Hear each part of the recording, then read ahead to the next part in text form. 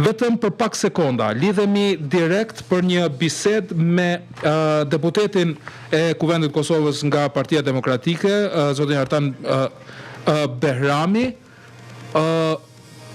po është i gatshëm për të zhvilluar bisedën drejt për drejt. Zoti Behrami, përshëndetje. Përshëndetje. Ju jeni ndër zërat e parë që ka artikuluar një fitore të mundshme të fabrikuar në Mitrovic. Përtej këtyre që u thanë edhe u konfirmuan drejt për drejt, cilat janë elementet kryesore që juve ju bindin në pretendimin që keni? Po janë disa argumente edhe politike, po edhe të natyres faktike. Ato politike është që ju e keni pasur në 3 muajt e fundit, ka pasur një presion të jashtëzakonshëm, ka pasur kolona 1 kilometrë të gjata të kryeministrit në detyrë, i cili ka qëndruar më gjatë në Mitrovic se në çdo qytet tjetër. Ka pas shantazh, ka pas presione të ndryshme dhe ka pas një sistem që me çdo kusht dhe me çdo mjet me fitu lëvizja vetëvendosje në Mitrovic. Ky është elementi i parë. Elementi i dytë është që në të gjitha komunat e Republikës së Kosovës, dalja në balotazh është historikisht më ulët se sa në raundin e parë. Dhe këtu bën përjashtim sërish Mitrovica. Vetëm në Mitrovic ka një rritje absurde të daljes së qytetarëve në votim. Elementi i tretë, zoti Arjan Tahiri vetëm, pa koalicion me LDK që ka 4.000 vota, pa koalicion me AKR që ka 1.000 vota, pa koalicion me AKR që ka 500, me Nisme që ka 600, me Partin Turke që ka 200-300, dhe me personalitete tjera që kanë votë në Mitrovic. Pra vetëm ai ka marrë vota në raundin e parë më shumë se sa në balotazh. Kur në balotazh i ka pas të gjitha këto parti pas vete dhe një mbështetje të jashtëzakonshme të qytetarëve të Kosovës, me një fushat të jashtëzakonshme me qytetarët e Kosovës. Pra, çish është e mundur? Elementi katërt, ke disa kuti votimi ku Arjan Tahiri në raundin e parë i ka pas 80%, ndërsa në balotazh i ka pas vetëm 10%. Ka u tretën ato vota, ka shkuar ato vota, që është e mundur, është iracionale, mund të ketë ndryshime lëvizje për pak vota, po jo ndryshime kaq radikale. Elementi 5 janë exit pollet.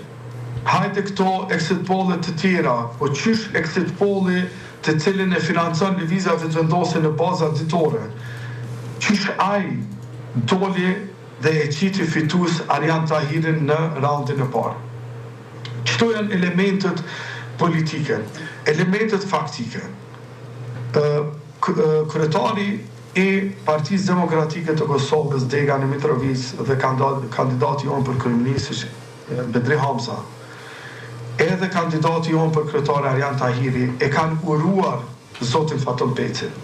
Me gjithë këto presione, me gjithë këtë prani, me gjithë dyshimet dhe habin se qysh u përmbës kë rezultat kaq shumë, pavarësisht kësaj, duke u thirrë në një kulturë politike e cila ekziston në Mitrovic, për cilën ka kontribuar Partia Demokratike e Kosovës dhe veçanërisht Bedri Hamza, e urun zotin Peci dhe fitore e proklamuar.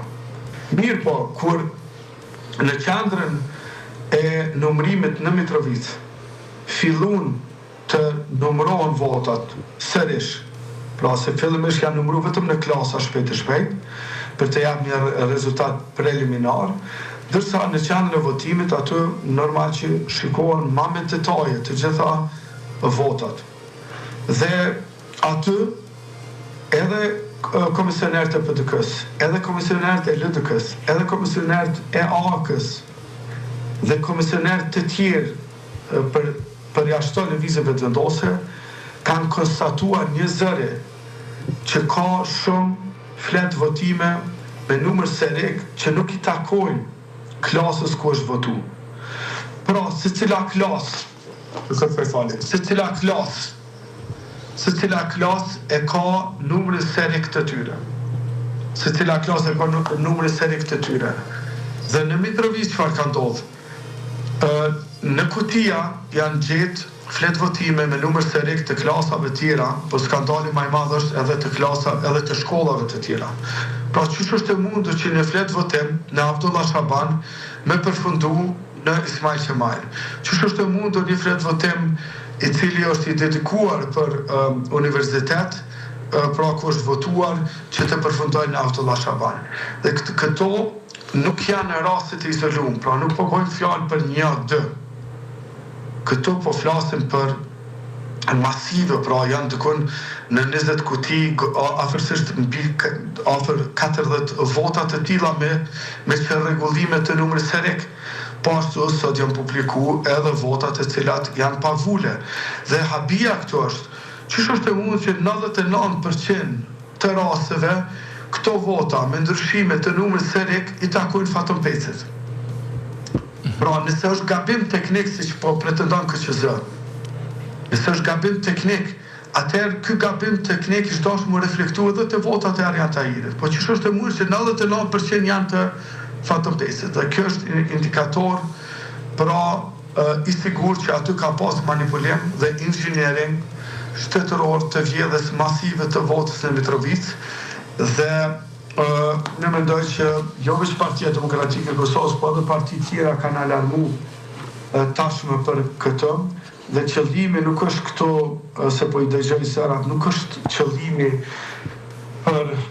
për të blerë fitore në tavolinë kështu më radhë. Qëllimi është që të ketë transparencë, që të ketë hetim të pavarur, jashtë durve të institucioneve që i kontrollon Albin Kurti dhe Xhelal Sveqa, dhe ne ke ndërtuar institucione të pavarura dhe kredibile të cilat duhet të shkojnë deri në fund dhe të hetojnë këto pretendime dhe këto fakte të cilat tashmë janë dëshmi për cilat ka hyrë dhe policia në qendrën e votimit dhe prokuroria në qendrën e votimit dhe Partia Demokratike e Kosovës këtë çështje do ta dërgon edhe në KSAP në mënyrë që t'i adresojmë këto shqetësime të bazuara për manipulim masiv të votës në Mitrovica. A është aq serioze sa domethënë të ndryshojë rezultatin nëse largohen këto votat e kontestuar, flet votimet e kontestuara, a ndryshojnë rezultatin nëse largohen nga rezultati përfundimtar?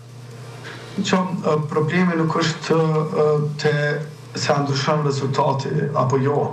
Problemi është që votat e tilla të dyshuara nuk janë gjetur vetëm në një qendër të votimit, ose në një klasë ku në të kaluarën është gjetur në një klasë, janë larguar ato 3-4 vota dhe ka vazhduar procesi. Këtu po flasim për një fenomen i shpërndarë në të gjitha vend votimet. Po flasim për një inxhiniering, sepse edhe praktika do të thotë ka edhe këto 2.000-3.000 vota. Në raundën e parë ju e keni pa se për sa vota ka pri Zoti Peci pas numërimit të diasporës, më duket me 100 vota. Ka edhe këto 2-3.000 vota tjera. Pra këtu ka pas inxhiniering për cilën ka fakte e cili ka qenë shpërndarë në gjitha vend votimet, nuk bëhet fjalë këtu për një vot të pavlefshme, për një flet votim të pavlefshme. Jo, këto janë indicie që ka pas qarkullim të flet votimeve të thata, të cilat janë mbush më pas në qytetin e Mitrovicës. Dhe kjo e shton argumenti që këtu ka pas një inxhiniering shtetëror dhe ka pas një diçka që është quajtur tren bulgar, i cili tash është tren qeveritar, sepse si për masa nuk ka pas asnjëherë as në Kosovë as në rajon. Kolegu juaj deputet nga PDK-ja në konferencë për media vetëm para pak minutash tha se duhet të ketë rivotim në Mitrovic. Prisni që vërtet të ketë rivotim në garën për balotazhin pra për kryetar të Mitrovicës? Po, unë besoj që faktet do të jenë të mjaftueshme për të cilësuar këtë proces si jo kredibil dhe jo legjitim dhe jo legal. Dhe në rrethana të tilla padyshim që duhet të ketë rivotim në Mitrovic. Por kë nuk është shqetësim vetëm për Mitrovicën. Pra ato që ka aplikuar Albin Kurti në Mitrovic, ka pas me apliku dhe në zgjedhjet nacionale.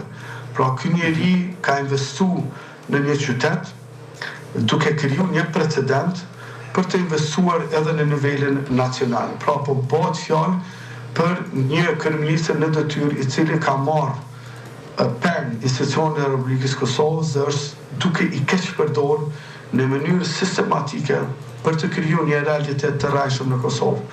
Vota është e shenjtë. Vota është e shenjtë. PDK ishte në gjendje që ta pranoj një fitore të zotit Peci. Por tani duhet të vërtetohet nëse ky proces ka qenë legal, i lehtëshëm dhe nuk është fut dorë e huaj në këtë proces. Sepse kjo është gjunahi dhe mëkati më i madh që mund të bëhet jo Arjan Tahirit, jo PDK-s, po qytetarët të Mitrovicës, të cilët tash e 3 muaj terrorizohen nga kryeministri në detyrë, me gjipa, me shantazhe, me para, me grupe kriminale. Dhe atyre duhet ja tregojmë, nëse vota atyre për një mend ka shku aty, nëse mundi që kanë bërë fushatën e ndershme që kanë bërë ka shku për një mend me aty. PDK në Mitrovicë ka tregu kulturë të lartë, edhe në fushat.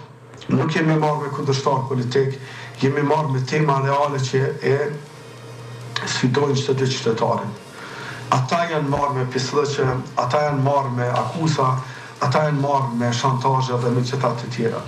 Prandaj, edhe në këtë situatë, ne do të jemi prapë të qetë dhe do të drejtohemi organeve të cilat dhe institucionet të cilat i kemi ndërtu dhe unë besoj dhe shpresoj që këto institucione do të gjejnë që këtu ka pas një inxhiniering shtetëror për të manipuluar rezultatin e zgjedhjeve dhe padyshim që duhet të ketë rivotim. Përpara se të ju falenderoj për kohën, unë nuk doja që t'ju mbaj shumë gjatë për shkak të angazhimeve tuaja, por do doja patjetër të flasim për atë që se Eguran Murati, deputeti dhe ministri në detyrë, ju drejtua drejt për drejt PDK-s, thotë kështu.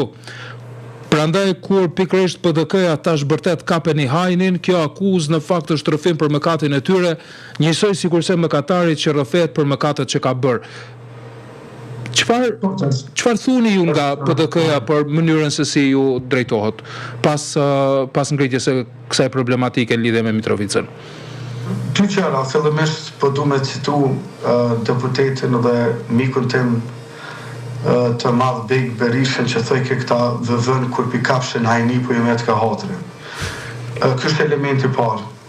Elementi i dytë është që lëvizja vetëvendosje sa është e mbështetur për muri, e prek